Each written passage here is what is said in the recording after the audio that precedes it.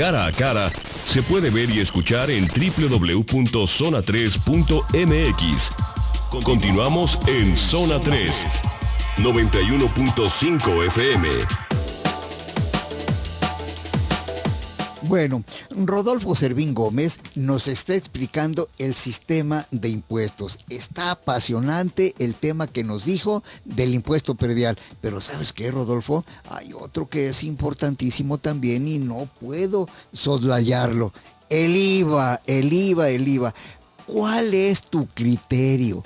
El por qué en México no se aplica un impuesto al consumo como en cualquier parte del mundo. El que compre más, que pague más. El que compre menos, que pague menos. Tu criterio al respecto. Mira, es un tema muy sensible que se ha discutido durante muchos años. El impuesto al valor agregado, pues es un impuesto al consumo. La lógica me diría que si se cobrara el IVA de manera general, pues si yo tengo para consumir, pues entonces al momento de adquirir cualquier bien, cualquier servicio, estoy contribuyendo. Y si yo no tengo para gastar, pues entonces o nada más me limito a gastar lo básico para subsistir, pues entonces mi tributación pues va a ser proporcional a lo que gasté. En ese sentido pareciera que es un impuesto equilibrado y que además es un impuesto que es más fácil su recaudación, porque muchas veces el contribuyente, que es el consumidor final, el usuario, ni cuánto sea que está pagando el impuesto. Porque necesitas, no sé, unos pantalones, los compras, ¿cuánto valen? 150. Pues ya pagaste el IVA y ni cuánto te diste cuánto fue.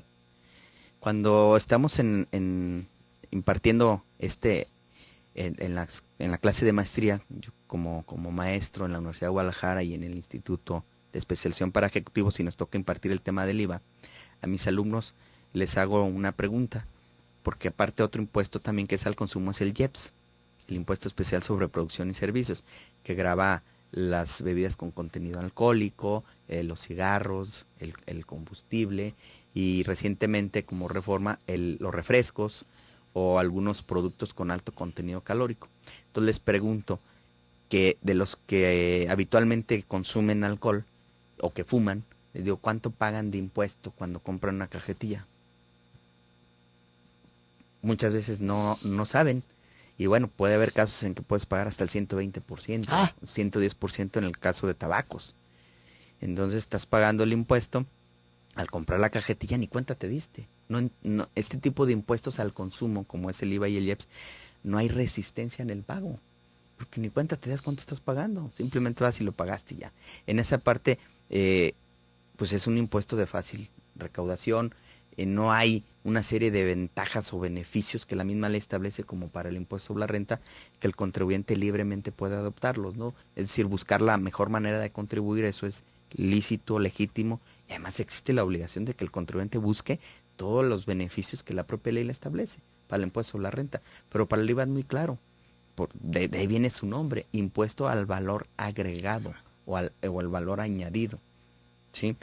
¿Cómo logras eso? Pues a través de un sistema de acreditamiento. Es decir, si yo voy a vender, vamos a poner un pantalón en 100 pesos, entonces, y me costó 90 pesos, entonces yo le estoy ganando 10 pesos. El valor añadido o mi utilidad son 10 pesos, entonces yo tendría que pagar el IVA, que es la tasa del 16% de 10 pesos, ¿no? En este caso, 1.60. ¿Cómo llego a eso? Pues cuando vendo el pantalón, yo cobro el IVA, entonces son 100 más 16 pesos de IVA, pero cuando pago el pantalón, que fue mi compra a mis proveedores, yo pago esos 90 más IVA. Yo tengo la obligación de pagar el IVA a mis proveedores.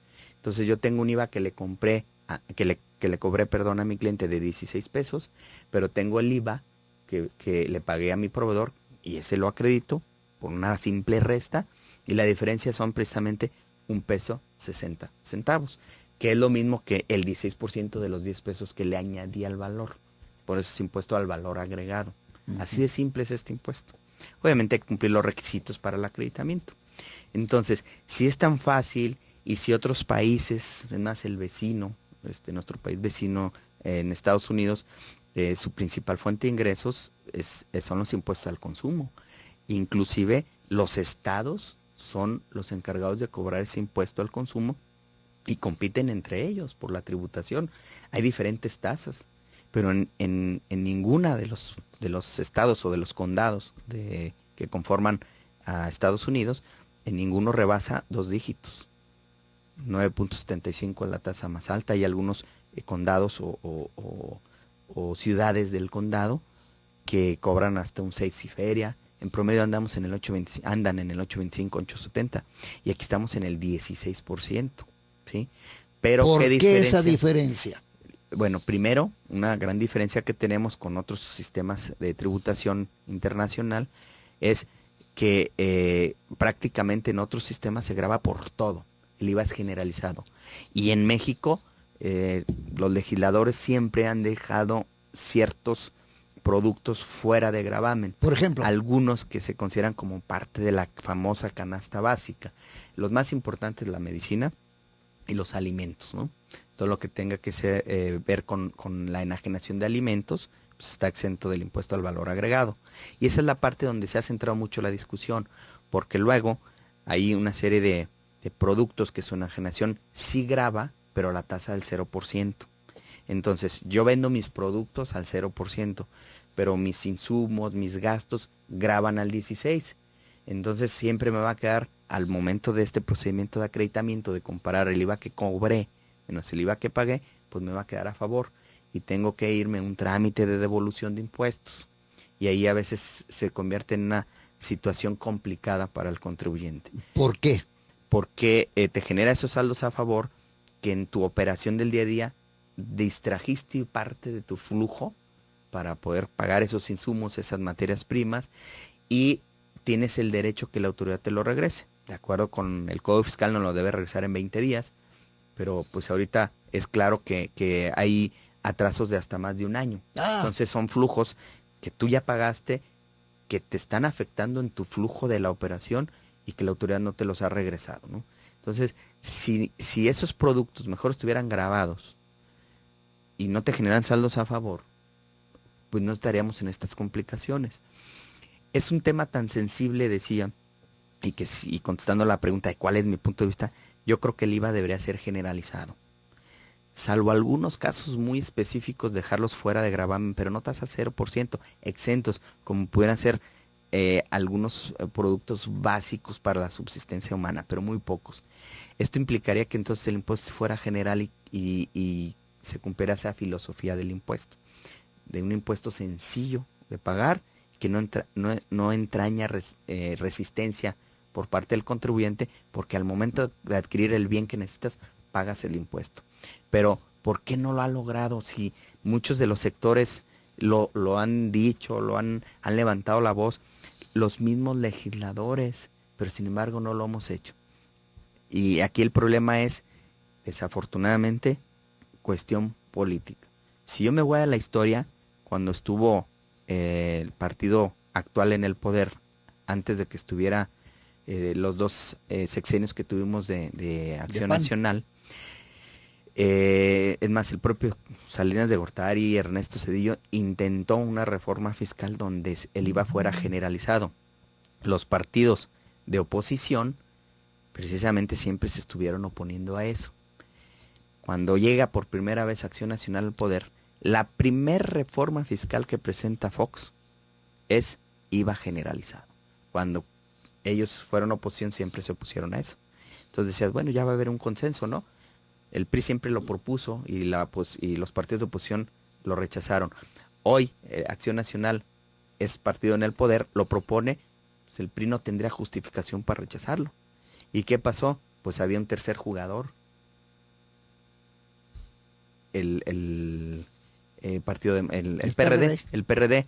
Y bueno, eso cualquiera que le apasionen los impuestos lo puede buscar hasta como historia. Ahí está en la exposición de motivos en el diario de los debates, de esa discusión del 2002, de la reforma de 2002.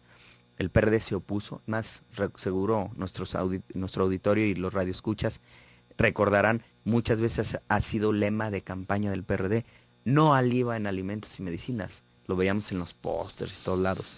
¿Qué pasa con eso? Fíjate el contraste.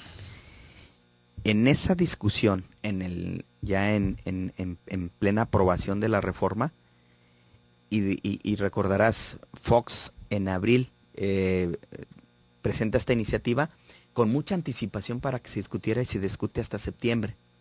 Y es precisamente durante esos 9 meses que este partido de izquierda está diciendo no al IVA en alimentos y medicinas, no al IVA en alimentos y medicinas.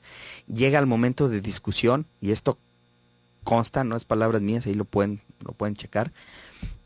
Por otro lado, el PRD tenía una intención importante, hacer el segundo piso, cuando gobernaba Andrés Manuel. Sí, sí, sí. Y para que se le aprobaran los recursos para endeudamiento y poder hacer ese proyecto, necesitaba la aprobación del Congreso de la Unión. Entonces, esto no es nada nuevo, es historia simplemente. Acción Nacional con el PRD negocian, se ponen de acuerdo, y eso es válido, para eso son los partidos, para que dialoguen y se pongan de acuerdo y alcancen consensos. Lo malo es cómo se dio. Se ponen de acuerdo, el PAN apoya el préstamo a cambio de que el PRD apoyara la propuesta del IVA generalizado, que era un impuesto al consumo, pero con una condición.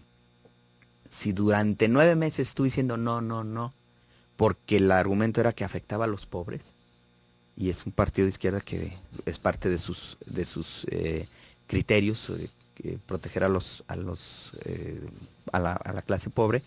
Entonces dicen, no puedo ahora salir y aprobarlo, vamos a crear un impuesto también al consumo, y se va a llamar impuesto a la venta de bienes y servicios suntuarios. Y como ese sí es un impuesto para los ricos, ese sí lo apoyo, pero realmente era un IVA disfrazado. Bien, bueno, pues mire usted, estuvo escuchando, es importantísimo lo que nos trata siempre Rodolfo Servín Gómez.